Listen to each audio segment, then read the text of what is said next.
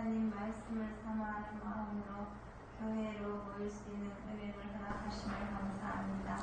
한 시간 열왕기의 말씀을 볼 때에 말씀의 뜻과 의미를 잘 이해하고 깨달을 수 있게 성령 하나님께서 도와주셔서 세상에서 살아갈 때에 말씀에 비추고 말씀에 수경하여 영적으로 깨어 영혼이 메마르지 않는 성도의 삶이 되게 하소서. 하나님의 뜻과 의가 드러나여 하나님께 영광이 되기를 간절히 소망합니다. 감사하고 우리 주 예수 그리스도의 이름으로 기도드렸사옵니다. 아멘. 예, 오늘 우리가 볼 말씀은 열왕기상 8장이죠. 열왕기상 8장.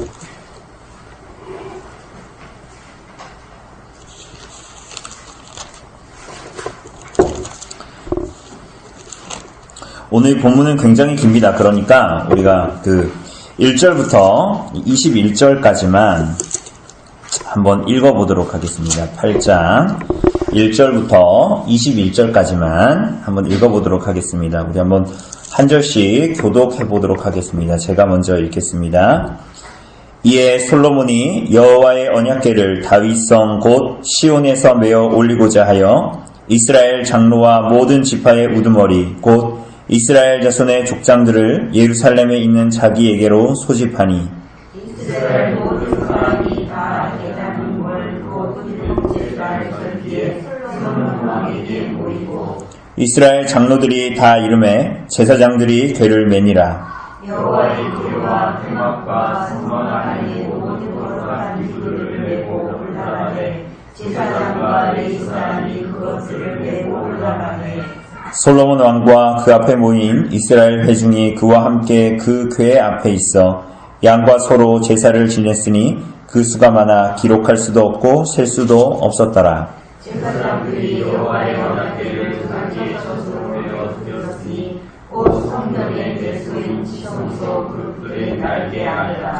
그룹들이 그 궤 처소 위에서 날개를 펴서 궤와 그 채를 덮었는데 채가 밀로 채 끝이 내소와 성소에서 보이나 밖에서는 보이지 아니하며 그 채는 오늘까지 그곳에 있으며 그 궤 안에는 두 돌판 외에 아무것도 없으니 이것은 이스라엘 자손이 애굽 땅에서 나온 후 여호와께서 저희와 언약을 맺으실 때에 모세가 호렙에서 그 안에 넣은 것이더라. 제사장이 성소에서 나올 때 구름이 여호와의 성전에 가득하며 제사장이 그 구름으로 말미암아 능히 서서 섬기지 못하였으니 이는 여호와의 영광이 여호와의 성전에 가득함이었더라. 그때 솔로몬이 이르되 여호와께서 캄캄한 데 계시겠다 말씀하셨사오나 내가 참으로 주를 위하여 계실 성전을 건축하였사오니 주께서 영원히 계실 처소로소이다 하고 얼굴을 붉혀 이스라엘의 온 민족을 위하여 축복하니 그때에 이스라엘의 온 민족이 서 있더라. 왕이 이르되 이스라엘의 하나님 여호와를 송축할지로다. 여호와께서 그의 입으로 내 아버지 다윗에게 말씀하신 것을 이제 그의 손으로 이루셨도다. 이르시기를 내가 내 백성 이스라엘을 애굽에서 인도하여 낸 날부터 내 이름을 둘만한 집을 건축하기 위하여 이스라엘 모든 지파 가운데서 아무 성읍도 택하지 아니하고 다만 다윗을 택하여 내 백성 이스라엘을 다스리게 하였노라 하시니라. 내 아버지 다윗이 이스라엘의 하나님 여호와의 이름을 위하여 성전을 건축할 마음이 있었더니 여호와께서 내 아버지 다윗에게 이르시되 내가 내 이름을 위하여 성전을 건축할 마음이 있으니 이 마음이 내게 있는 것이다.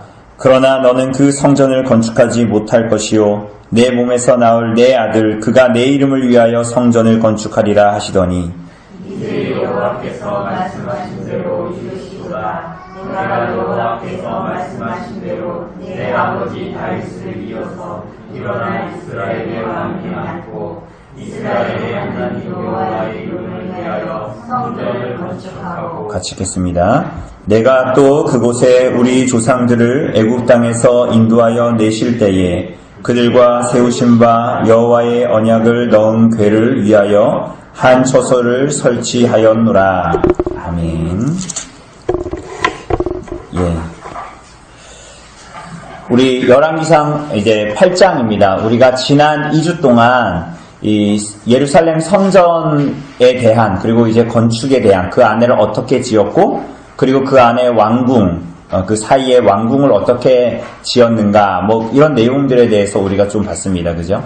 그리고 오늘을 우리가 보는 8장은 이제 이 성전을 다 건축하고 나서 기브온에 있는 그 성막이 있는 그곳에서 언약궤와 그 모든 것들을 이제 완성된 성전으로 가지고 오고, 일종의 성전 봉헌식이죠. 그죠? 여러분들이 나온 성경, 가지고 있는 성경에도 언약궤를 성전으로 옮기다, 뭐 이런 내용이 있지만, 이게 이제 성전 봉헌식을 얘기하는 것입니다. 우리가 이 8장은 되게 긴데, 우리가 21장까지만 사실은 이제 읽지 않았습니까? 근데 그 이후에 보면, 22절부터 53절까지 이제 솔로몬의 기도가 나타납니다. 이 기도는 우리가 이제 읽지는 않고 좀 이제 차근차근 이렇게 중간에 가면서 살필 텐데, 이 기도의 내용들은 다 그냥 다 솔로몬이 자기 마음에 그냥 나오는 대로 기도한 내용들이 아니라, 신명기에 나타나는 신명기의 언약, 그리고 우리가 사무엘하 7장에서 봤던 이 다윗 언약에 잇대어서 하나님께 기도하는 그러한 내용이다라는 것을 우리가 보게 됩니다. 특별히 우리가 좀 구조를 보면서 우리가 좀 이야기를 할 텐데요. 우리 한번 1번 먼저 좀 우리 허집사님 좀 읽어주실래요? 1번.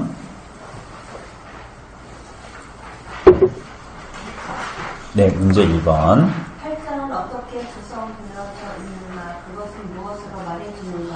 네, 요게 8장이 아주 그냥 길잖아요. 65절까지인가요? 그렇게 되어져 있는데, 요게 사실은 이런 여러분들 그 교환에 나와 있는 구조처럼 나타나 있습니다. 그래서 1절에서 2절을 보면 모든 백성들이 그 성전 봉헌식에 다 모이는 장면, 그리고 뭐 어떤 일들이 벌어졌는가에 대한 어떤 사람들을 소집하고 뭐 이런 내용들이 이제 간단하게 언급이 됩니다. 그죠? 그리고 그 다음에 두 번째는 뭐예요? 두 번째 뭐로 나타납니까? 봉헌식입니다. 그러니까 어떤 봉헌식이냐? 이 언약궤를 기브온에서 가져다가 예루살렘, 우리가 그때 여기서 본 대로 이렇게 두 스랍이 이렇게 날개를 펴고 있었잖아요. 그 날개 사이로 언약궤를 이제 안치시키는 그 내용이에요. 그러면서 근데 그걸 가지고 올 때에 하나님께 희생제사를 계속 드린 그런 내용들입니다. 그리고 세 번째로는 14절부터 21절까지는 뭡니까? 솔로몬이 백성들을 축복하며 그 신학적인 의미들, 그러니까 언약궤를 가지고 오는 이 의미들에 대해서 이야기하는 내용들이 우리가 오늘 읽었던 14절에서 21절, 여러분들이 가진 성경에는 아마 솔로몬의 연설 뭐 이렇게 나와 있을 겁니다. 이렇게 솔로몬이 백성들을 축복하면서 이 성전 건축에 대한 의미를 이야기합니다.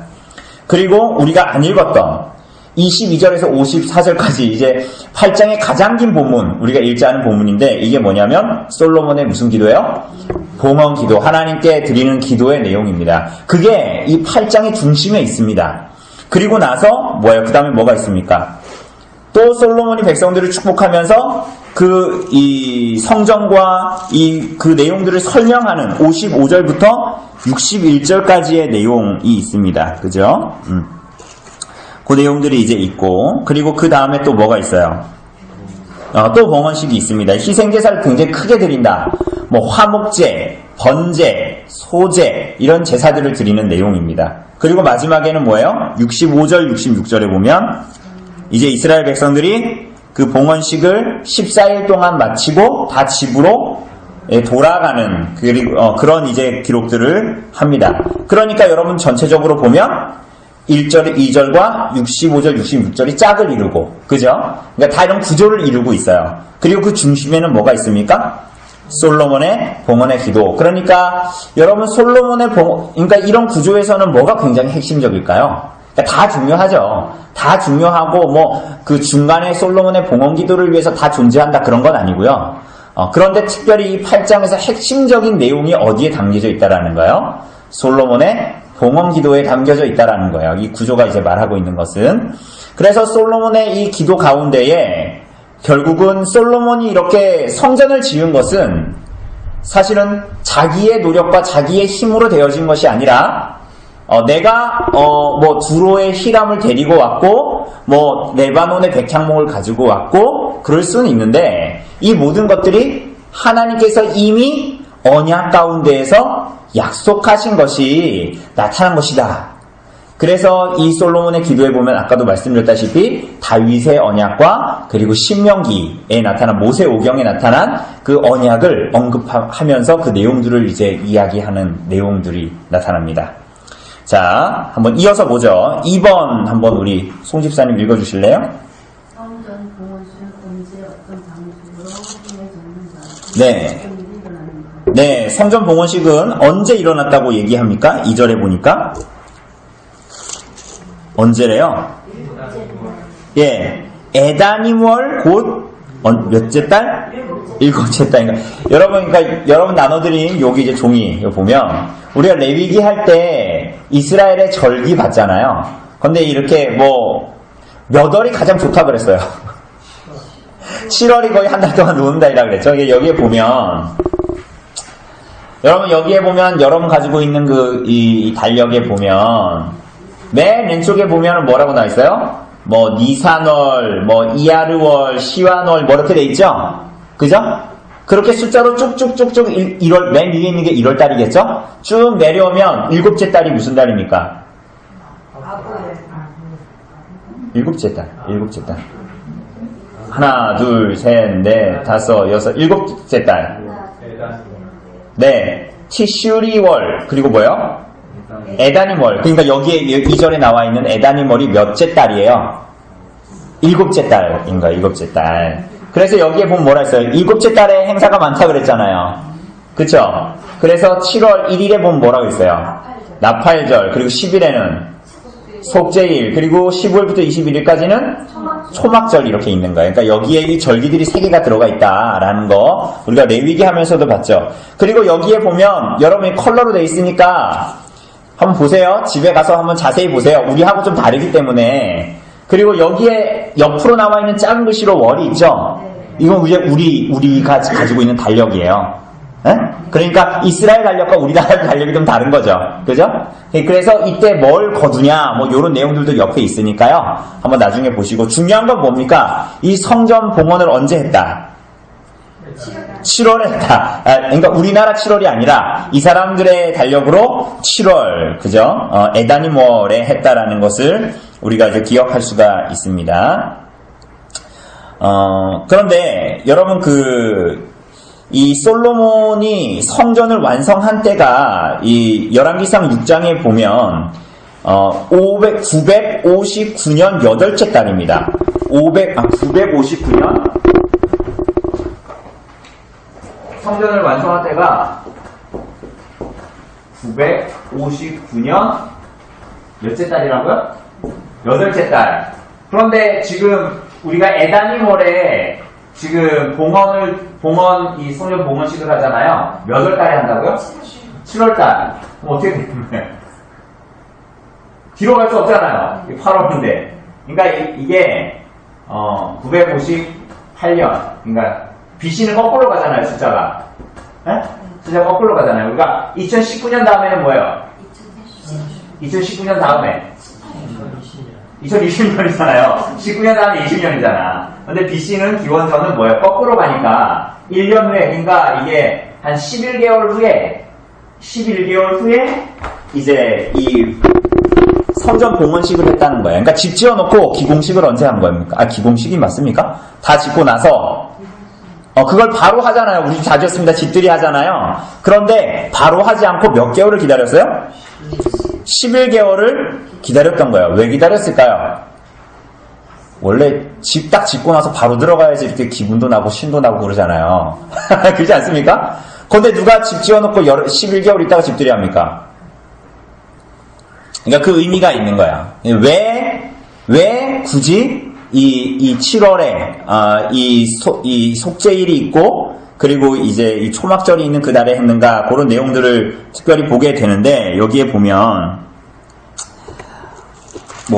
이따가 14일 지내고 그리고 초막절이다 이때가 이런 얘기들이 이제 나오는데, 여러분 초막절이 뭐 하는 날이라 그랬습니까? 초막절이 초막절. 그죠? 그러니까, 천막을 지어놓고, 우리 옛날에 거기 가서 본 것처럼, 추수한 것들을 막 달아놓고, 그죠? 하늘의 별을 보면서, 이렇게, 자기 전 아브라함과 이삭과 야곱의 하나님, 우리에게 언약하신 하나님, 내가 너희 자손을 하늘의 별과 같이 바다의 모래와 같이 만들겠다라는 하나님의 언약과 약속을 다시 한번 바라보고 기다리는 거라 그랬잖아요. 그런데 이거를 어디서 했습니까? 가나안에 원래 그 천막을 짓고 살아가는 것이 가나안에서 했습니까? 광야에서 했습니까?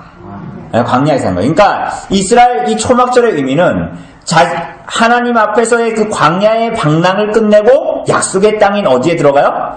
가나안에 들어간다라는 것은 뭐냐면 곧 그 땅에 들어가서 하나님의 약속대로 그들이 안식을 누리고 안식을 취하는. 그래서 이 초막절의 의미는 하나님의 약속이 성취돼서 하나님께서 메시아를 보내서 우리에게 약속하신 그 안식을 주시겠다라는 약속 가운데에서 안식을 누리고 평안을 누리는 그때가 뭐예요? 초막절이에요, 초막절. 그죠? 그러니 여러분 이런 의미로 봤을 때에 이스라엘 백성들이 이 초막절 가운데에서 하나님을 바라보고 그 안식을 경험하는 성전도 마찬가지죠. 성전이 하나님이 임재하시는 곳이니까 그곳에는 뭐가 있습니까? 하나님부터 말미암는 안식이 있는 것처럼 이 초막절의 의미를 동일하게 가지고 있는 거예요. 그죠? 그리고 더군다나 그 전까지는 언약궤가 어디에 있었어요? 그러니까 이 기브온에 있는 성막에 있었거든요. 텐트에 있었던 거예요. 그죠? 마치 광야에서처럼. 그런데 그 이제 언약궤가 어디로 들어가는 거예요? 성전으로 들어가게 되는 겁니다. 사실은 이따가 보겠지만 출애굽의 목적 자체를 하나님께서 성경이 뭐라고 말씀하시냐면 내가 나의 택한 곳에 들어가기 위해서 내가 너희를 애굽에서 이끌어냈다. 뭐 이렇게 또 이야기하기도 합니다. 그래서 이 초막절이 이제 이따가도 볼 겁니다. 굉장히 중요한 그런 의미를 가지고 초막절에 이 성전 봉헌식을 하는 것입니다. 그런데 어떻게 합니까? 보니까 3절에 보니까 누가요?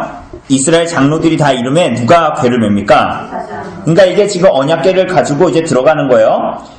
역대하 1장에 보면 이 성막의 궤와 기구들이 다 기브온에 있었습니다. 그런데 그곳으로 가서 제사장들이 그 궤를 메고 오고, 그리고 5절에 보니까 어때요? 솔로몬과 그 앞에 모인 이스라엘 회중이 뭐해요? 그와 함께 그 궤 앞에 있어서 뭐해요?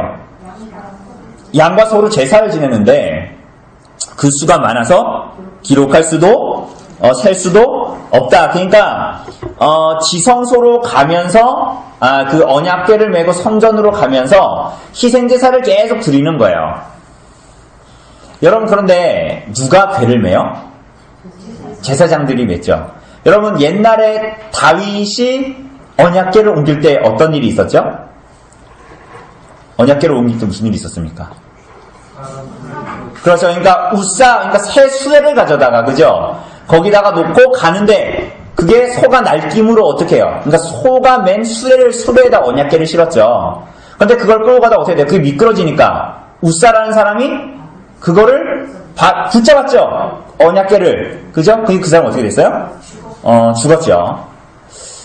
그러니까 그 재앙을 당한 일들이 그 사무엘하 6장에도 나오는데, 결국은 이 모든 일들이 그 아버지 다윗이 행하려고 했던 일, 그 일들이 굉장히 선한 마음으로 했지만 사실은 하나님의 규례와 하나님의 법도에 맞지 않는 것이었지요. 그죠? 근데 오늘 이 솔로몬은 하나님이 정하신 규례대로 순종하는 일이 얼마나 중요한지를 알고 그 일들을 감당하는 것 우리가 이제 보게 됩니다.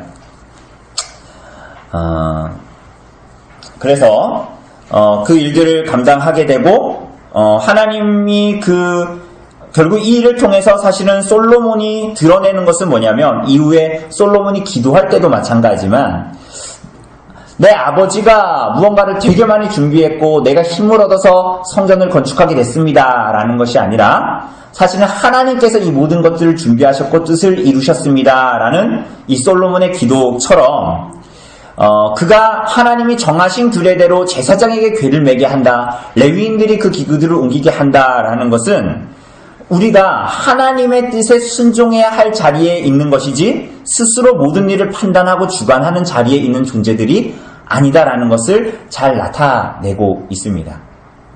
그러니까 성전의 의미에 대해서 얘기하는 거예요. 성전의 의미에 대해서. 그러니까 하나님 성전 때문에 우리가 안식을 누리게 되는데 사실은 이 성전은 요한복음에서 말한 대로 누가 성전으로 오세요? 예수님이 성전으로 오세요. 이따가 더 구체적으로 볼 겁니다. 그리고 고린도서나 이런 데 보면은 그분께서 성령께서 우리 안에 거하심으로 우리를 뭘 삼아?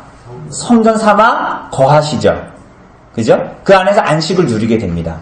그런데 이 모든 내용들이 뭔가 우리가 성전에서 무언가를 열심히 해서 하나님께로부터 안식을 누리고 이런 것이 아니라 하나님께서 정권적으로 우리들의 하나님의 주권과 열심으로 우리들에게 그 일을 정말로 하시고 그리고 뿐만이 아니라 그 안에서 안식을 누리는 그 모든 사람들은 난 이제 구원받았고 유대인들이 했던 것처럼 우리에게는 예루살렘 성이 있고 성전이 있기 때문에 이제는 나의 어떤 종교심이나 내 마음대로 무언가를 해나가면서 인생을 살아가는 것이 아니라 하나님께서 우리에게 말씀하신 대로 규례대로 규범대로 하나님을 예배하고 이 땅에서의 삶을 또한 우리 마음대로 살아가는 것이 아니라 하나님의 규범과 말씀대로 언약에 잇대어 살아가는 것이다 라는 것을 아주 잘 보여주고 있습니다. 자, 그래서 규례대로 제사장들이 언약궤를 매게 하십니다. 그리고 많은 제사를 5절에서 말하는 것처럼 드리게 됩니다. 여러분, 그런데 이것이 아까도 얘기했다시피 그냥 드리는 제사가 아니라 합의하고 있는 내용이 있습니다. 자, 여러분, 언약궤 그리고 이 스랍들이 이렇게 하고 있는 그 가운 거기를 뭐라고 부릅니까? 시은자라고, 이 속죄소라고 부르지 않습니까? 그곳에 하나님이 임재하신다고 얘기했으니까, 그죠? 그러니 그 언약궤는 하나님의 임재를 상징하고 나타내는 것입니다. 그런데 이 언약궤를 제사장들이 들고 어디로 지금 가고 있는 거예요? 예루살렘의 성전으로 가고 있습니다. 그죠? 그리고 이 솔로몬과 이스라엘 백성들은 그 궤를 따라가면서 제사를 드리고 그 행렬을 계속 이제 맞추어서 가고 있는 거죠. 그죠? 뭐 하고 있다고요? 언약궤를 메고 솔로몬과 이스라엘 백성들은 거기를 같이 동행하고. 그런데 이게 그냥 피상적으로, 그냥 제의적으로, 성전 했으니까 그렇게 해야지, 이런 식으로 되어지는 것이 아니라 하나님이 임재하시고 임재한 하나님과 함께 이스라엘 백성들이 제사를 드리면서 그 언약궤와 함께 간다라는 것이 뭐냐면 하나님과 교제하고 하나님과 동행한다라는 의미를 가지고 있어요. 이해되십니까? 만약에 이게 성전이 여기 있으면 지금 여기 성막이 있는 거잖아요. 그죠? 성막이 뭐 이렇게 그리면 안 되지만 뭐 텐트가 이렇게 있는 거지 않습니까? 그죠? 그런데 이게 이제 예루살렘 성전으로 이제 가게 되는 거예요. 그죠? 예루살렘 성전으로 이렇게 가게 되는데 언약궤를 가지고 가는 거예요. 그죠? 제사장 같습니까? 이렇게 가는데 이스라엘 백성들과 솔로몬이랑 같이 있는 거예요, 여기에. 그러면서 제사를 계속 드리는 거예요, 여기서. 여기 갈 때까지. 그러니까 이게 그냥 예배를 드린다. 야, 기분 좋나 보다. 그냥 우리는 그냥 제사 드리나 보다 이렇게 생각하잖아요. 근데 이게 뭐냐면 언약궤에는 하나님이 임재하시기 때문에 임재하시는 그 가운데에 누가 있는 거예요? 하나님의 백성들이 함께 있는 거예요. 이게 뭐예요? 하나님과 하나님의 백성들이 뭐 하는 것입니까? 동행하며 교제하는 거란 말이죠. 그죠? 그런데 이게 성막에서도 그러했어요. 성막에서도 그러했는데 물론 성전에서도 그러할 것입니다. 그런데 이 과정 가운데에서도 그것을 그대로 잘 나타내고 드러내고 있는 것입니다. 그죠? 이게 왜 중요하냐면 그럼 여기에 가서 이게 완성되냐? 그게 아니란 말이에요. 어차피 이것도 그림자고 이것도 그림자인데 이 과정 가운데 있는 것은 그냥 피상적인 제사가 아니라 어쩌면 성전과 성막의 본질적인 의미를 굉장히 잘 드러내고 있는 것이라고 할 수가 있죠. 그죠? 행렬의 그 의미입니다. 그래서 그렇게 하고 나니 어떤 일이 벌어집니까? 어떤 일이 벌어져요? 10절에 보니까. 여러분 우선은 9절에 보면 그 언약궤 안에 뭐가 있어요? 원래 3개가 있어야 됩니다. 그죠? 두 돌판, 또 뭐 있어요? 아론의 쌍난 지팡이, 또 뭐 있어요? 금항아리에 담은 만나 있어야 되는데 옛날에 엘리 아들들이 갖고 나갔다가 언약궤를 뺏겼잖아요. 아마 그때 소실됐을 거라고 봅니다. 대부분. 그래서 지금 안에 남아있는 게 뭐예요? 두 돌판은 뭡니까? 십계명이에요. 십계명. 이거 매우 중요합니다. 십계명이 남아있어요. 그런데 그거를 이제 안에 넣었다. 그래서 이제 그것을 만들어 놓은 이 예루살렘 솔로몬 성전에 이 지성소에 두었다. 그러니까 무슨 일이 벌어요? 10절에. 제사장이 성전에서 나올 때 뭐가? 구름이 여호와의 성전에 가득했다라고 이야기합니다. 그죠? 그리고 11절에 보면 제사장이 구름으로 말미암아 능히 서서 섬기지 못하였으니 이는 여호와의 영광이 여호와의 성전에 가득했다. 여러분 근데 이 내용이 어디에 나옵니까? 혹시 어디서 본 적 있으세요? 예, 찾진 않겠습니다. 출애굽기에 나옵니다. 출애굽기 40장에 출애굽기에 뭘 만들어요? 그렇죠. 열왕기상에는 성전 만들었고 출애굽기 40장에서는 뭘 만들었어요? 출애굽기에는 성막을 만들었거든요. 성막을. 근데 성막을 다 만들고 나니 모세 시대의 성막을 완성하고 언약궤를 넣은 후에 이와 같은 일이 벌어졌습니다. 뭘 얘기하는 거예요, 그거는? 구름이 가득했다. 지금 요즘에 미세먼지 때문에 지금 뿌연데 이렇게 뿌옇게 됐다는 거예요? 미세먼지가 많았다 그런 거예요? 그 구름이 있었다라는 건 무슨 얘기입니까? 그렇죠. 하나님이 임재하신다는 거예요. 하나님이 함께 하신다. 그러니까 그 성막에서도 동일했고 성전에서도 동일하게 하나님의 임재를 나타내는 겁니다. 특별히 12절에 보면 그때 솔로몬이 이르되 뭐라 그래요? 여호와께서 캄캄한 데 계시겠다 말씀하셨사오나 라고 얘기하죠. 이 캄캄한 데 계시다는 게 무슨 얘기예요? 이게 어두운 데 계시다라는 겁니까? 이게 단순한 흑암이 아니라 우리가 지금 번역으로는 캄캄한 데 계시겠다 이렇게 얘기했지만 이게 다른 번역이나 이 원문의 무슨 의미냐면 이게 여러분 너무 날씨가 흐리고 그 구름들이 어두운 구름 비 오기 전에 그죠? 그 구름들이 빽빽하게 차면 어떻게 됩니까? 비 오죠. 근데 어떻게 돼요? 밝아요, 어두워요? 어둡죠. 그런 두터운 빽빽한 구름을 얘기할 때 동일한 단어를 씁니다. 그러니까 이게 뭐 어두운 데 계시겠다라기보다는 사실은 성막과 성전, 출애굽기와 열왕기의 내용들을 잘 이해해보면 이게 두터운 구름, 곧 성막과 성전에 임재하셨던 그 하나님이 동일하게 말씀하시고 있다. 뭐 이런 식으로 얘기할 수가 있는 것이에요. 그러니까 하나님이 뭐 어두운 데 계셨다가 이렇게 성전으로 나오신다. 어두운 데 계셨다가 무슨 뭐 밝은 데로 나오신다. 그런 의미가 아니다라는 거예요. 그러니까 구름은 결국은 하나님의 임재를 상징하게 되고 솔로몬의 성전에 임재하시는 하나님을 그대로 나타내고 있습니다.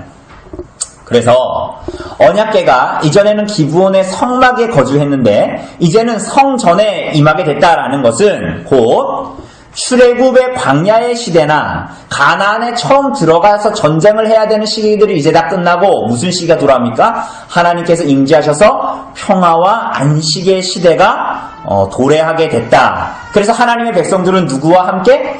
하나님과 함께 더불어 동행하며 진정으로 그 안식을 누리며 살아가게 되고 이스라엘 백성들은 하나님의 말씀에 의한 의로운 통치를 받으며 이 땅을 살아가는 거예요. 여러분 천국에 가면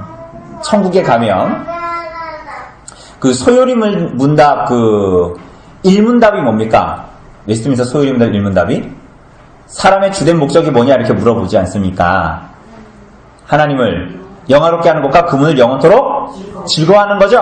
근데 여러분 그렇게 사셨어요? 일월화수? 온전히 그렇게 사셨어요? 그렇게 하려고 했지만 그렇게 못한 때도 많죠? 그죠? 그런데 우리가 나중에 어떻게 돼요? 웨스트민스터 소유림답 38문에서 뭐라 그럽니까? 우리가 성령으로부터 말미암는 복을 얘기할 때에 나중에 죽은 다음에 다시 어떻게 돼요?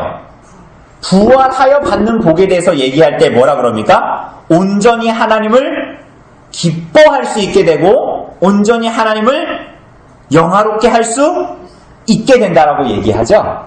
그죠? 마치 그와 같습니다. 여기에 보면 하나님의 언약궤가 이제 들어와서 성전에 들어온다. 그리고 그 구름이 이제 있고 하나님의 임재가 확인된다라는 것은 하나님께서 정말 약속하신 안식과 그 샬롬이 정말 이스라엘 백성들에게 주어지는 것을 이야기하고 있습니다. 물론 이게 완성은 아니죠. 그죠? 이게 완성은 아니잖아요. 우리 아까도 얘기했다시피 성전은 곧 누구를 지향하고 있는 거예요? 오실 예수님을 상징하고 있는 거니까 사실 그 경점의 한 부분에 있는 것이지만 어떤 면에서 1차적으로 문자적으로는 하나님께서 언약하신 그 언약을 반드시 이루신 것처럼 어떻게 정말 솔로몬 성전을 짓게 하시고 그 가운데 임재하신 거 하나님께서 약속하신 대로 이루신 거예요? 안 이루신 거예요? 이루신 거죠. 그 하나님을 그들이 보게 됐을 때 어떻게 되는 거예요? 믿음으로 살 수 있게 되죠. 왜? 이후에 오실 예수 그리스도 메시아에 대한 약속을 굳건히 붙들 수 있게 되는 거죠. 그래서 구약의 이스라엘 백성들도 다 누구를 믿는 믿음 가운데에 메시아, 하나님 보내주실 메시아 누굽니까? 예수님을 믿는 믿음으로 구원받았죠. 아직 오시지 않았지만 오실 예수님을 바라보면서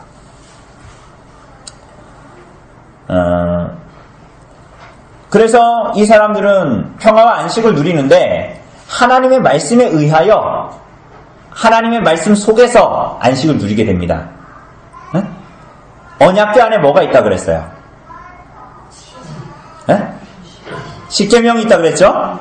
궤 안에 두 돌판이 있었습니다. 그러니까 이 자체도 그냥 우연처럼 주어진 게 왜냐하면 여러분 없어지려면 다 없애줄 수 있잖아요. 그런데 그 언약궤에 두 돌판은 남아 있었어요. 여러분 요즘에 오후에 십계명 우리가 또 보지 않습니까?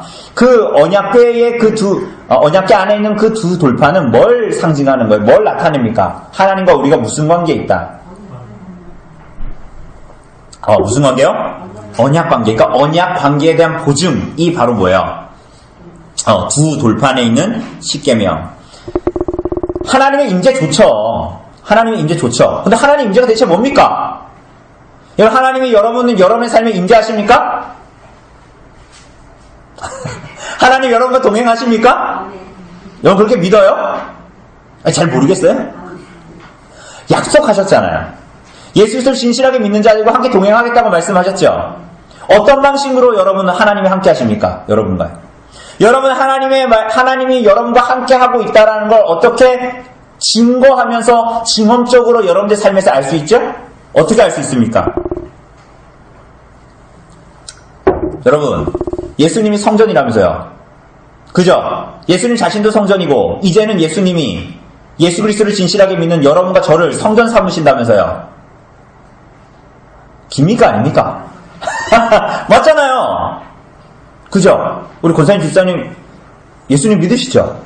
그죠? 그럼 예수님이 성령님께서 여러분들을 성전 삼아 함께 하신대요. 그럼 그렇게 믿어요? 잘 모르겠습니까? 그럼 그거 어떻게 증거할 수 있어요? 어떻게 나타납니까? 하나님이 임재하신다는 것에 대해서 우리가 어떻게 알 수 있죠? 오늘은 느낌이 좋아요. 이렇게 알 수 있나요? 어제는 기분이 날아갈 것 같아요. 이렇게 알 수 있나요? 어떻게 알 수 있습니까? 여러분과 제가 뭐에 의해서? 하나님의 말씀에 의해서, 하나님의 언약의 말씀에 의해서 지배받고 다스려지고 인도함 받느냐, 이 문제가 있는 거예요. 에? 그게 뭡니까? 하나님의 말씀에 따라. 언약궤 안에 뭐 있었다고요? 십계명. 그러니까 그게 이스라엘 백성들 가운데 있었다. 하나님의 백성들과 함께 있었다라는 것은 하나님이 임재하시는데 정말로 약속대로 임재하시고 정말로 실제로 함께 하십니다. 그런데 그 이스라엘 백성들에게 동시에 언약의 책임이 주어지죠. 뭐예요? 하나님은 어떻게 여러분들에게 임재하시고 그 임재하심을 어떻게 확증합니까? 여러분들이 하나님의 말씀대로 살아가고 하나님의 말씀을 따라 순종하며 살아갈 때에 하나님의 임재가 드러나고 심지어는 여러분의 심령 가운데에 하나님이 나와 동행하신다라는 것에 대해서 확증이 생겨요. 이따가도 볼 겁니다. 반대로 여러분들이 하나님 말씀에 순종하지 않고 회개하지 않아요. 순종하려고 하지 않아. 하나님 말씀에 다스림 받고 싶지 않아요. 그래서 여러분의 삶의 대가도 지불하지 않고 수고도 지불하지 않아요. 세상처럼 살아요. 그럼 어떻게 될까요? 여러분의 마음이? 막 하나님을 향해서 뜨거워질까요? 그렇지 않아요.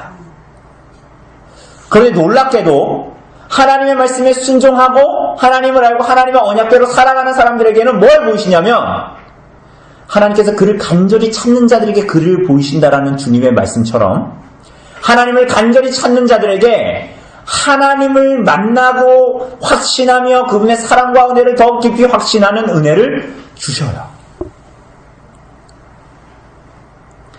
그러니 이스라엘 백성들 가운데에 하나님이 임재하시고 그러한 방식으로 무엇을 통해서 다스리냐?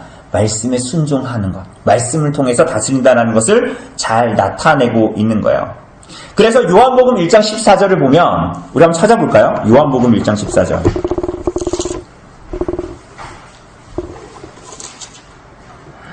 요한복음 1장 14절 같이 읽습니다. 시작. 말씀이 육신이 되어 뭐라고요? 우리 가운데 이게 바로 그걸 얘기하는 거예요. 언약궤 안에 있는 말씀에 의해서 하나님의 백성들이 다스려지잖아요. 그런데 그 말씀이신 분이 어떻게 됐다고요? 육신이 되어 우리 가운데 나타났다는 거예요. 그분이 누구예요? 예수 그리스도십니다. 그죠? 거기서 한 장 넘겨보세요. 2장 19절 보세요. 6월절에 뭐 이렇게 예수님이 성전 청결 사건 막 하시니까 너 무슨 표적을 우리에게 보이겠냐? 그러니까 뭐라 그래요? 19절에 너희가 이 성전을 헐어라. 내가 며칠 만에? 어떻게 4월 동안 일으켜요?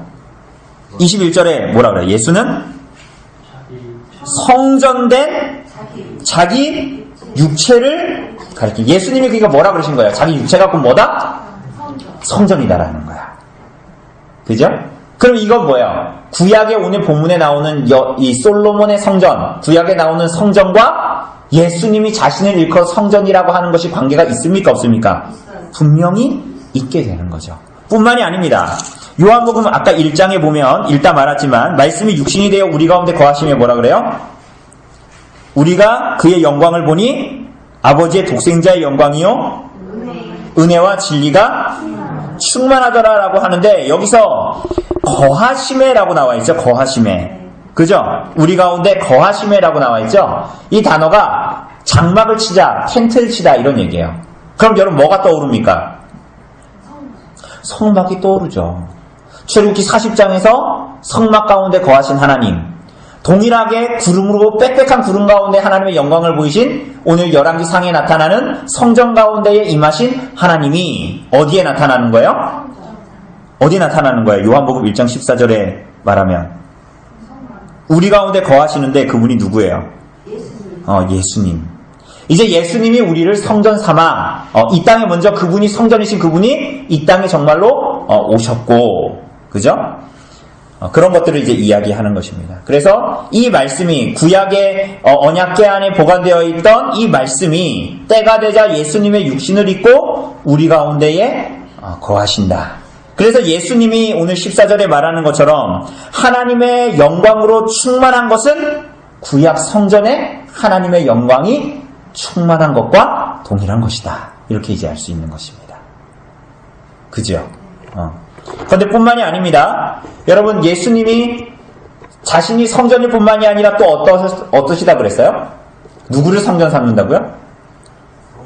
그렇죠. 성도를 성전 삼는다. 여러분 봅시다. 고린도전서 3장 16절 고린도전서 3장 16절 17절 같이 읽어봅시다. 시작. 너희는 너희가 하나님의 성전인 것과 하나님의 성령이 너희 안에 계시는 것을 알지 못하느냐? 누구든지 하나님의 성전을 더럽히면 하나님이 그 사람을 멸하시리라. 하나님의 성전은 거룩하니 너희도 거룩하니라. 예수 그리스도를 믿음으로 예수 그리스도와 연합한 자들이 뭐라고요? 성전. 그래서 성도들은 영광스러운 자들이고 영광으로 충만해야 돼요. 왜? 성전은 하나님의 영광이 임하는 곳이니까. 그죠? 그런데 오늘 본문에 보면 17절에 뭐라 그래요? 누구든지 하나님의 성전을 뭐하면? 더럽히면 하나님이 그 사람을 멸하시리라. 하나님의 성전은 거룩하니 너희도 그러라. 그러니까 성도들이 영광스럽지 못하게 되는 이유는 뭐예요? 스스로 각종 부정한 것과 더러운 것으로 자신을 더럽히기 때문이죠. 솔로몬의 성전에서도 마찬가지였습니다. 그죠? 오늘 봉헌식이 이렇게 딱 되게 성대하게 딱 했잖아요. 그런데 이후로 이스라엘 백성들이 어떻게 합니까? 쉽게 얘기하면 배도하지요. 그죠? 하나님께서 은혜를 주시고 그들과 함께 동행하시겠다고 하셨는데 그들은 뭘 섬겨요?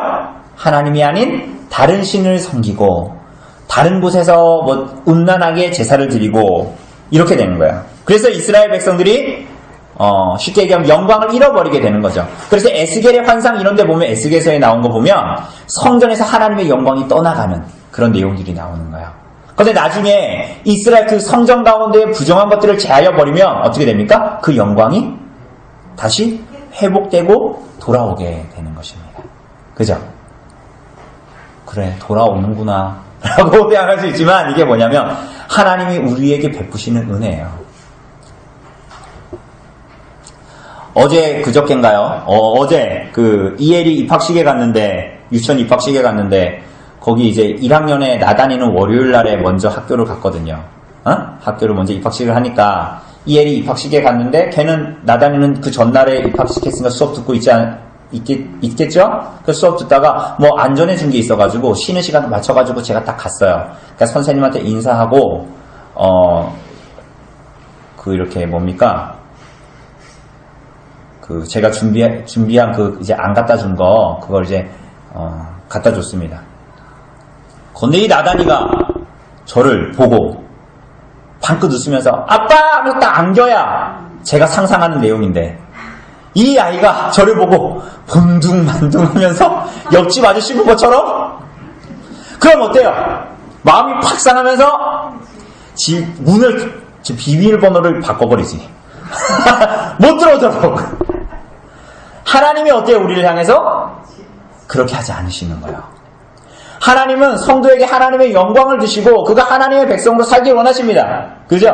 그런데 그가 그렇게 살지 않을 때 탕자의 비유에 나오는데 아들인데 이 둘째 아들이 이 버르장머리 없이 이 싹퉁머리 없는 놈이 아버지 죽으면 유산 주실 거 아닙니까? 어차피 줄 거니까 그냥 주세요. 아버지 안 죽었지만 뭐 이런 거 아닙니까? 근데 그 아들이 돌아오고 허랑방탄하게 다 쓰고 돌아오면 그 아버지가 어떻게 하세요? 받아주시죠. 그게 우리가 여러분들은 자식을 그렇게 사랑하죠. 저도 어느 정도 사랑하는데 부족하잖아요. 우리는 완전하지 않고 부족한 우리지만 하나님은 완전한 하나님의 사랑과 은혜로 우리를 받아주십니다. 그죠? 회복시키시고 그래서 오늘 우리가 앞으로 나오는 성전에 대한 내용들이 다 그렇습니다. 이스라엘 백성들이 순종하지 못하지만 그들이 회개하고 돌아오길 원해요. 근데 회개하고 돌아오기만 하면 하나님이 어떻게 해요? 저처럼 비밀번호 바꾸지 않고 어떻게 하는 거야? 받아주시는 거예요. 우리는 근데 그게 은혜인지를 모르는 거지 자꾸만. 배은망덕하게. 하나님은 그렇게 그걸 원하고 바라십니다. 사실은 성전의 의미도 그런 거예요. 너희들이 대단하니까 내가 너희 가운데 임재해주겠다. 성전이 내 금으로 칠해졌으니까 내가 임재하겠다. No, 그렇지가 않아요. 하나님의 은혜와 하나님 임재하시는 동행하시는 은혜가 무엇인지를 그들에게 보여주시는 것입니다. 여러분 그래서 여러분들에게 나눠드린 그 종이에 보면 윌리엄 퍼킨스 기독교의 기본 원리 있죠. 이거 우리 성도님들하고도 공부했고 회원으로 들어오시는 분들하고 공부하기도 하는데 여기에 보면 뭐라고요? 구원에 대한 지식입니다. 연약함으로 인하여 유혹에 넘어지고 죄에 빠졌다면 그 다음에 무엇이 따라와야 합니까? 여러분 우리가 하나님 믿지만 때로는 죄를 짓죠. 그럼 죄 지면 어떻게 해야 돼요? 뭐 어제도 죄 지었는데 뭘 또 회개해. 1시간 전에 죄 지었는데 뭘 또 회개해. 그럽니까? 그러니까 여기 보잖아요. 여기 보면 연약함으로 인해서 유혹에 빠지고 죄에 빠지면 그 다음에 뭐가 따라와야 되냐는 거야. 그러니까 뭐라 그래요?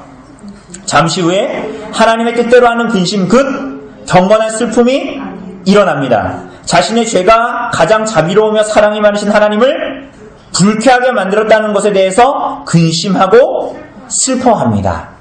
회개하고 돌이키기를 하나님께서는 원하시는 거예요. 그죠? 그래서 그 사람은 어떻게 해요? 내가 죄를 지었는데 성도가 구원에서 떨어지진 않지만 그 경건한 슬픔, 오늘 문답에서 얘기하는 경건한 슬픔의 표식들이 그의 삶에 나타납니다. 말과 행동으로 하나님의 뜻을 거슬러 불순종한 것을 마음에 슬퍼합니다. 그리고 어떻게 합니까? 회개가 갱신합니다. 여러분 회개를 몇 번 하셨습니까? 회개. 그렇죠? 수없이 하죠. 그러니까 보험 갱신하는 것처럼 우리는 계속 갱신을 하는 거예요. 이게 회개의 갱신이에요. 매일마다 하나님 앞에 우리들의 죄를 회개합니다. 여러분, 그래서 성전이 있는 게 우리에게 유익한 거예요. 여러분들이 대단해서 하나님께서 여러분들을 성전 삼으신 게 아니란 말이죠. 여러분들이 죄인이기 때문에 하나님께서 여러분 성전 삼으신 거예요. 예수께서 성전을 이 땅에 오신 거예요. 그리고 다시 그 사람은 어때요? 정신을 차리면 죄 회개가 갱신되니까 다시 죄에 빠지지 않기 위해서 주의를 기울이고 하나님의 용서를 바라고 죄를 지은 자기 자신은 어때요? 자기 자신은 어떻게 합니까? 자기 자신을 미워해요. 여러분, 성도들은 자기 자신을 미워해요. 사실. 이 세상의 철학이나 사상들은 자기를 사랑해야 된다고 얘기하는데 진실로 하나님을 믿는 자들, 하나님을 아는 자들은 자기를 미워하게 돼 있어요. 그러니까 이런 사람들은 어때요? 교회 다니면서도 니보단 내가 나아. 다른 성도나 다른 형제 자매 보고 야, 넌 그것도 못하냐? 니보단 내가 낫다. 라고 하는 사람들은 뭔가 문제가 있는 사람이에요. 자기가. 뭐예요? 여러분, 그리스도를 진실하게 믿는 사람들은 자기가 얼마나 죄인인지 알기 때문에 자기를 미워하게 돼요. 이걸 뭐라 그래요? 자기를 부인하게 되는 거예요. 그러니까 자기를 미워하게 돼. 그래서 나보다 못난 사람은 교회에, 세상에 없어요. 나처럼 쓸모없는 자가 없거든. 그리고 다시 죄에 빠지기를 두려워하고 오히려 반대로 어떻게 해요? 하나님을 기쁘게 하고 하나님을 영화롭게 하려고 하죠. 그리고 자기 자신의 죄에 대해서 보복합니다. 어떻게 보복할까요? 여러분 어떻게 보복할 것 같아요?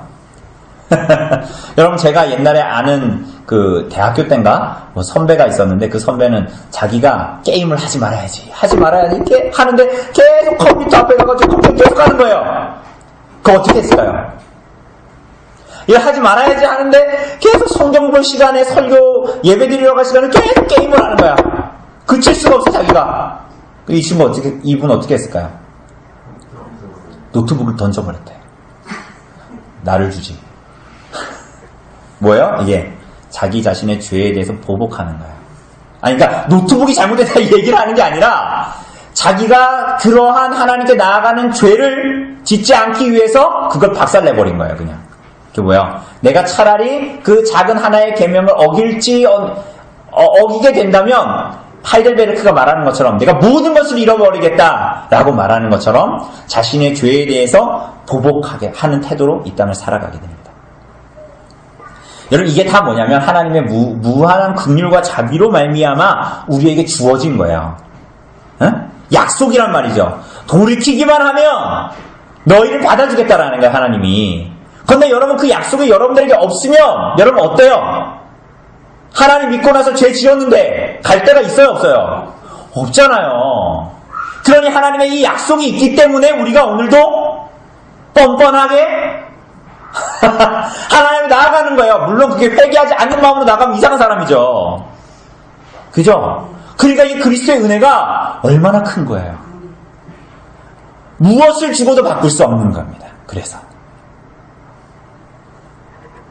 여러분 그게 이스라엘의 솔로몬을 통해서 성전을 주시고 성전 안에 언약궤가 있는 의미예요.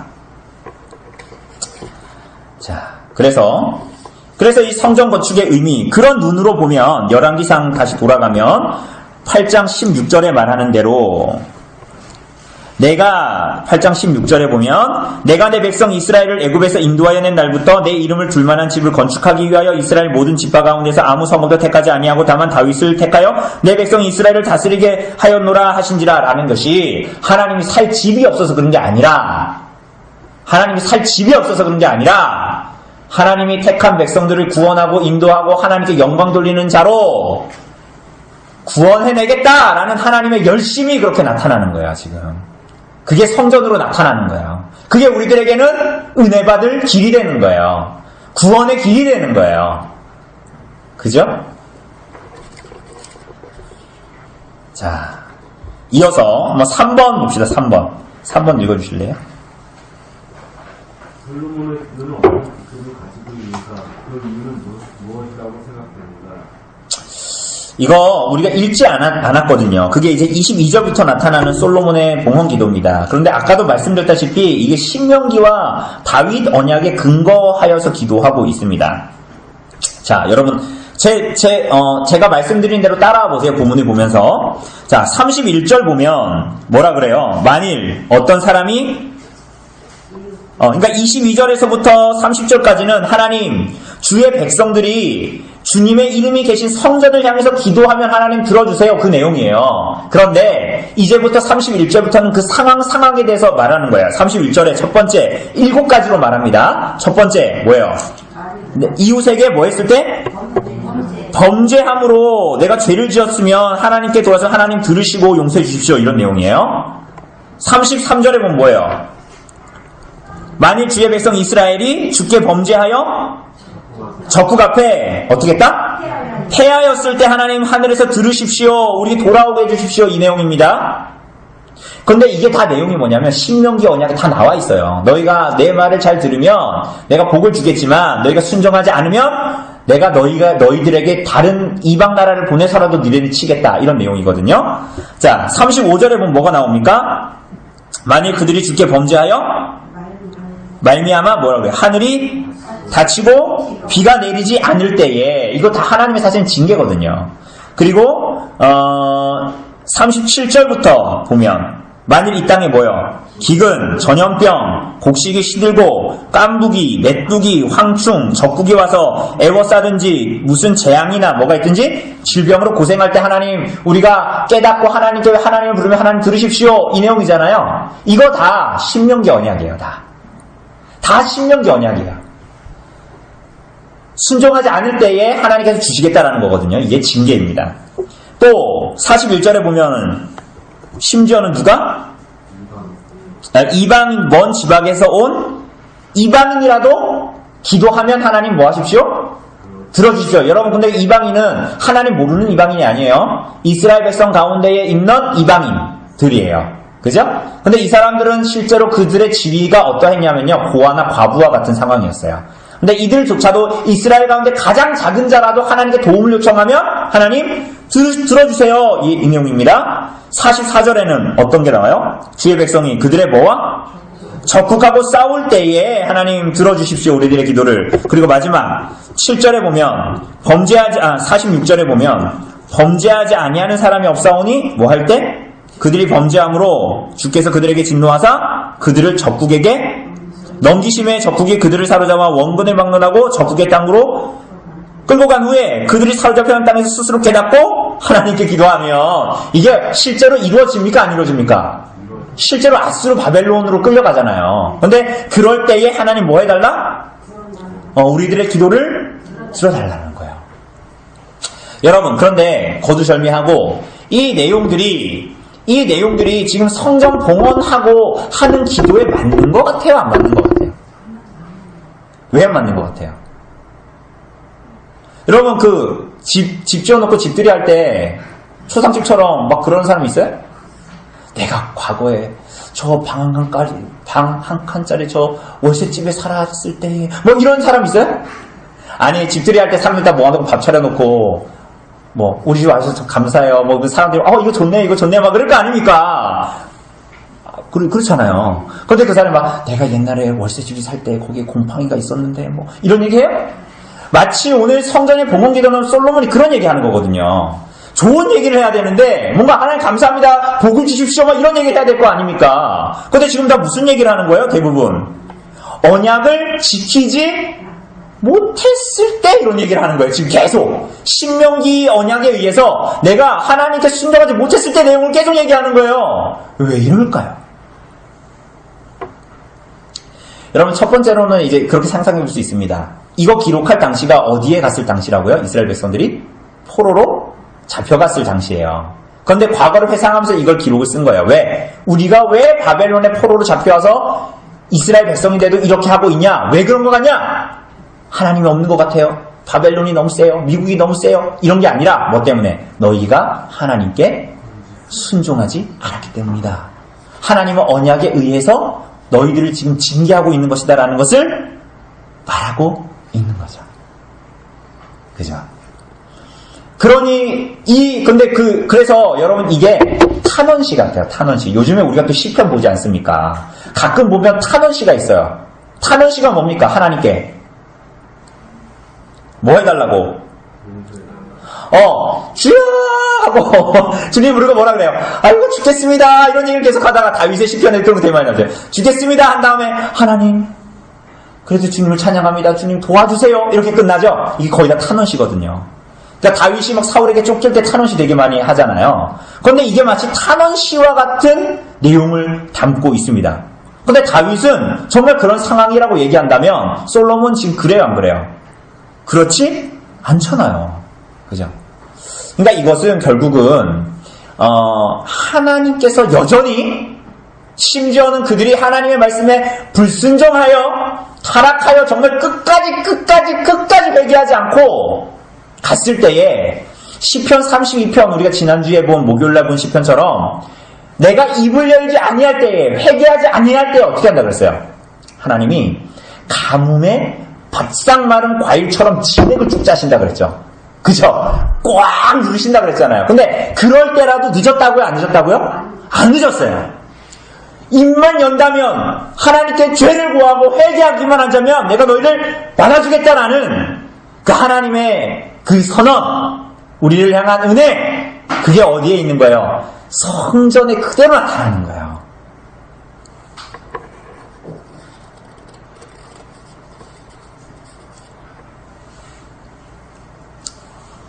그 내용이 바로 예수 그리스도가 성전으로 이 땅에 오시고 오늘 여러분과 저 예수 그리스도를 믿는 여러분과 저 가운데에 하나님이 우리 가운데 뭐 하신다? 임재하신다는 그 궁극적인 목적과 이유예요. 여러분과 제가 잘나서가 아닌 거죠. 여기 중에 누가 자기 공로를 자랑하겠습니까? 그죠? 누가 너보다 내가 낫다라는 말을 할 수 있겠어요? 내가 너보다 더 나은 하나밖에 없지. 내가 너보다 죄가 더 많다는 거. 그거밖에 없는 거예요. 그래서 성전의 의미는 모두 다 하나님의 말할 수 없는 은혜와 우리의 완전한 죄인됨입니다. 그런데 하나님이 살 길을 열어주셨다는 거예요. 여러분 이게 얼마나 감미로운 하나님의 말씀입니까? 살 길을 열어두었다는 거예요. 돌이키기만 한다면. 여러분 그런데 이 사람들은 지금 예수님이 없잖아요.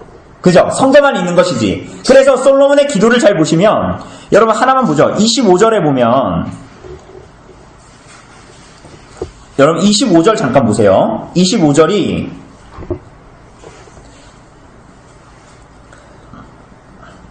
같이 읽어봅시다. 시작. 이스라엘의 하나님 여호와여 주께서 주의 종 내 아버지 다윗에게 말씀하시기를 내 자손이 자기를 삼가서 내가 내 앞에서 행한 것 같이 내 앞에서 행하기만 하면 내게서 나서 이스라엘의 왕위에 앉을 사람이 내 앞에서 끊어지지 아니하리라 하셨사오니 이제 다윗을 위하여 그 하신 말씀을 지키시옵소서. 그러면서 26절 그런즉 이스라엘 하나님이여 원하건대 주는 주의 종 내 아버지 다윗에게 하신 말씀이 확실하게 하옵소서. 자 무슨 말입니까? 25절 보면 하나님께서 다윗에게 그의 자손들이 하나님의 율법에 온전히 순종하면 이스라엘 백성 가운데 한 왕이 있을 거다라고 말합니다. 그래서 이스라엘 왕위에 앉을 자를 허락받을 것이다. 다윗이. 그 사람이 누군가? 여러분 그 사람이 누굽니까? 당연히 솔로몬이잖아요. 솔로몬이죠 1차적으로. 그런데 보면 그런데 솔로몬이 뭐라 그래요? 이미 자기가 왕인데 26절에 보면 그런즉 이스라엘의 하나님이여 원하건대 주는 주의 종 내 아버지 다윗에게 하신 말씀이 확실하게 하옵소서. 무슨 얘기입니까? 그 자기가 왕인데 솔로몬이 뭐라 그래요? 그 이스라엘 왕위에 앉을 자를 주옵소서 그러잖아요. 근데 줬잖아. 누구예요? 솔로몬인데 누구에 대해서 기도하는 거야? 그러니까 정말 그 솔로몬도 뭐를 바라봤던 거예요? 다윗도 뭘 바라봤던 거예요? 그러니까 하나님께서 보내시고자 하는 메시아. 창세기 아브라함의 언약에도 나오고 아담의 언약에도 나오고 우리가 이번 주일에 봤던 그 마가복음에서 제가 그 끝에 인용했던 스가랴서 3장에도 나오는 한 싹 그 메시아를 바라봤던 거야. 그죠? 그러니까 이 사람들도 성전 때문에 구원받은 것이 아니에요. 그리스도를 바라보면서 그들이 그리스도를 바라보면서 기다리는 거죠. 그래서 뭐라 그래요? 61절에 보면 61절에 같이 읽어봅시다. 61절 시작. 그런즉 너희의 마음을 우리 하나님 여호와께 온전히 바쳐 완전하게 하여 오늘과 같이 그의 법도를 행하며 그의 계명을 그 당연하죠. 왜? 그 메시아를 기다리는 자들은 하나님의 계명을 지키려고 하죠. 여러분 왜 예수님의 어제 저녁에도 우리 심종민 형제랑 같이 회원 공부했는데요. 같이 저녁 먹고 한 2시간 했나 1시간 반 했나. 뭡니까? 하나님을 기대하고 바라는 사람은 어떻게 삽니까? 여러분 이 사람들 지금 예수님 오셨어요? 안 오셨어요? 안 오셨죠? 그런데 그 하나님의 약속이 정말 성전이 지었어. 와, 성전을 지어진 거 보니까 하나님의 약속이 정말 이루어졌네? 그러면 이 하나님께서 약속하신 메시아도 분명히 오실 거죠. 믿음으로 바라보고 믿음으로 구원받은 거예요. 오늘 여러분과 저는 어떻습니까? 이미 오신 예수님을 믿고 다시 오실 예수님을 마라나타 주 예수여 어서 오시옵소서 하고 성경이 끝나잖아요. 그럴 때 여러분은 오늘 이 땅에서 어떻게 살아갑니까? 그 예수님을 정말로 믿고 바라는 사람은 어떻게 살아가요? 하나님의 율법과 하나님의 계명에 순종하여 살아가려고 하지요. 그죠? 그렇지 않습니까? 그것을 그대로 얘기하는 것입니다. 그러니까 이거 잘못 들으면 내가 하나님 말씀을 잘 지키면 하나님 뜻 이루어진다 그런 얘기입니까? 그거 아니에요. 그러니까 잘못 읽으면 그렇게 익혀질 수 있지만 그게 아닙니다. 그죠? 마치 십계명 서두에 나온 것처럼 하나님이 나를 구원하셨으니 그 소망으로 살게 하시니 주의 말씀대로 살아갑니다. 이런 의미로 받아들일 수 있는 것입니다. 자, 마지막 4번. 예, 우리 조집사님 한번 읽어주실래요? 성전 봉헌식에서 드린 제사의 정죄는 어떤 것들이 있는가? 그 의미들은 무엇인가? 자, 그래서 봉헌식을 하고 이 성전 봉헌식 62절 이하에 쭉 보면 제사를 드립니다. 그죠? 그게 63절에 보면 얼마나 거대하게 드렸는지 화목제의 희생제물을 드렸으니 곧 뭐라 그래요? 여호와께 드린 소가 22,000이요 양이 120,000마리라 이렇게 이제 얘기합니다. 그죠? 엄청나게 이제 많은 희생의 제물을 드립니다. 그런데 이 희생의 제물은 희생제물은 세 가지입니다. 희생제물은 세 가지. 사실은 번제 또 뭐 있습니까? 화목제 뭐 있습니까? 속죄제 있고 아마 오늘 본문에 보면 이 소제가 나올 겁니다. 소제. 그죠? 근데 어쨌거나 이런 제사들을 얘기할 때 희생제사라고 얘기합니다. 이 소제가 지금 나오기 때문에 우선은 거기다 얘기한 거고요. 희생제물이라고 얘기했을 때는 번제, 화목제, 속죄제 뭐 이런 거겠죠. 그런데 여러분 여기 64절에 보면 거기서 번제와 소제와 감사 제물의 기름을 드렸다 그러잖아요. 여기서 감사 제물의 기름이라는 거는 화목제를 얘기합니다. 그러니까 번역이 이렇게 돼 있는데요. 요거 이제 사실은 화목제를 쓸 때 이 동일한 단어를 씁니다. 그래서 여러분 가지고 있는 성경에 감사 제물의 기름 뭐 이렇게 나오는데 거기다가 화목제 이렇게 쓰면 됩니다. 자, 화목제는 뭐 합니까? 화목제 하면 그 제물들 어떻게 합니까? 그 고기들.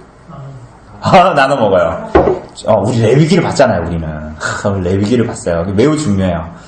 화목제를 드릴 때는 뭐예요? 하나님과 우리와의 교제가 어떻게 되는 거예요? 다시 회복되고, 또 그 하나님으로부터 부름을 받은 모든 사람들 간에 깨어졌던 거, 부서졌던 그런 관계들이 어떻게 되는 것입니까?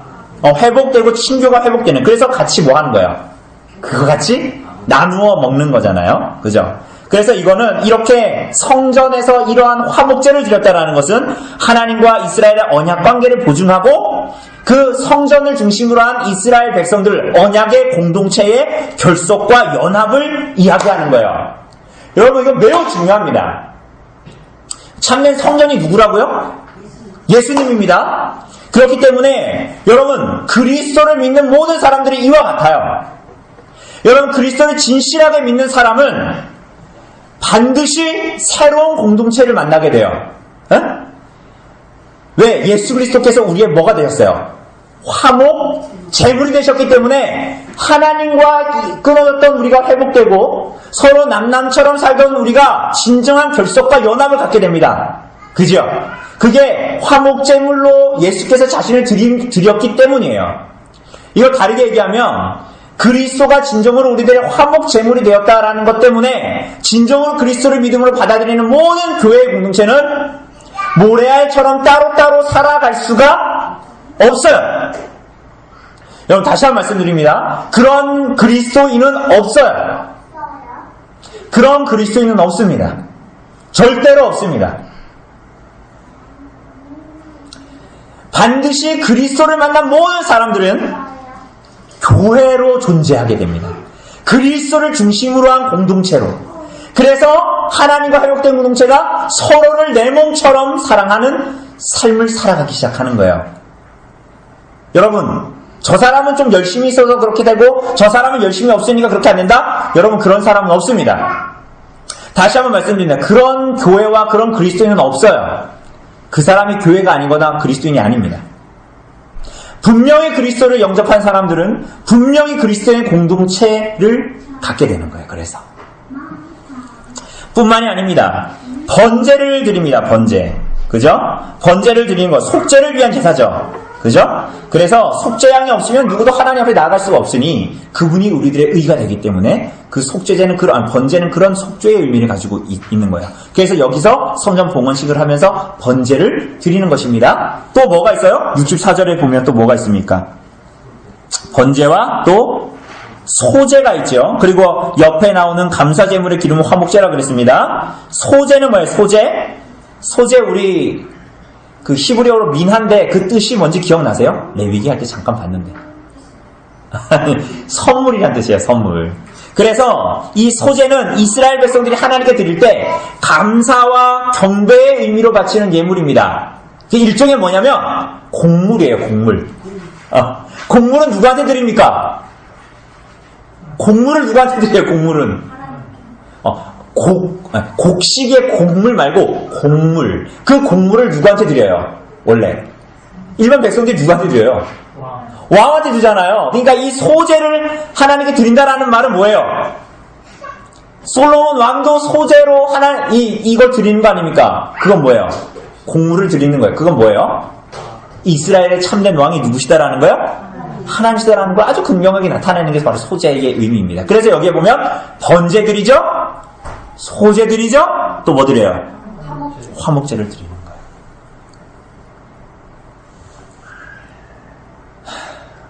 자, 그래서